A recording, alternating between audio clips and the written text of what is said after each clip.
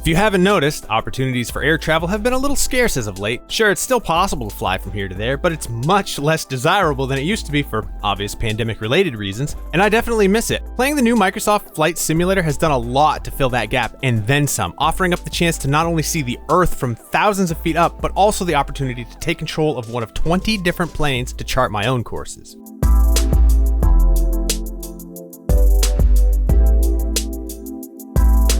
The great thing about Microsoft Flight Simulator and its real-time Bing Maps integration is you can hop into a plane and take off from basically any airport in the entire world. At last count, over 37,000 airports, airfields, and even tiny dirt airstrips were available to you. 30 airports available with the base game are handcrafted to resemble the actual airports on which they're based as accurately as possible. If you've ever flown into LAX or JFK, you'll probably be astonished at how well they've been recreated here by Asobo Studios. But the 36,970 other airfields are also impressive, even if they aren't modeled on actual architectural blueprints like the handcrafted ones. For example, my local airport in Midcoast, Maine is absolutely tiny, with 2 runways, one just over 1,500 meters and the other just over 1,200 meters. The algorithm used to fill in the 3-dimensional structures from real-world Bing Maps data recreated my local airport to a level such that I wasn't sure if it was generated or built by a programmer. Sure, there are a few smaller buildings missing and the signage isn't in place, but it's close enough I could actually recognize it when I was taxiing to park. But that's just my small rural airport. The real joy of Microsoft Flight Simulator has been visiting places I've never been before. I watched a short YouTube video on Hong Kong the other day, and when it was over, I thought, you know what? It'd be cool to fly over Hong Kong at night, I bet. And so I fired up Flight Simulator and I did. And it looked incredible. I was able to fly around the city and see the towering skyscrapers lit up and the warm orange hues of halogen and cool blues of Mercury streetlights on the patchwork of city streets below. Couple that with a half moon reflecting off the ocean and a few low clouds, and it was sublime, almost like a lo-fi hip-hop beat come to life. Beyond Hong Kong at night, I visited other places on my bucket list, flying lower and closer than real life would ever allow. I took off from the international airport in Rio de Janeiro, Brazil, and immediately pointed the nose toward Christ the Redeemer, the massive granite statue overlooking the city. After circling around, I radioed the tower and went back in for a landing. The level of detail in the model of the statue is incredible. I flew a similar sightseeing tour of the Great Pyramids,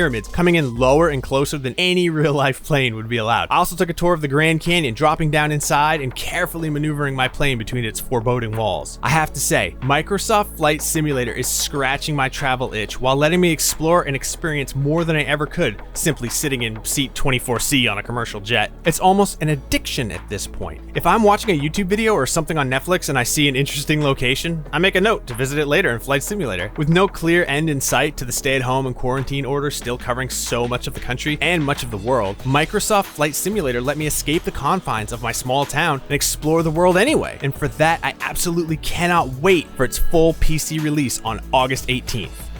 For even more Microsoft Flight Simulator, check out these videos, and for everything else, keep it right here on IGN.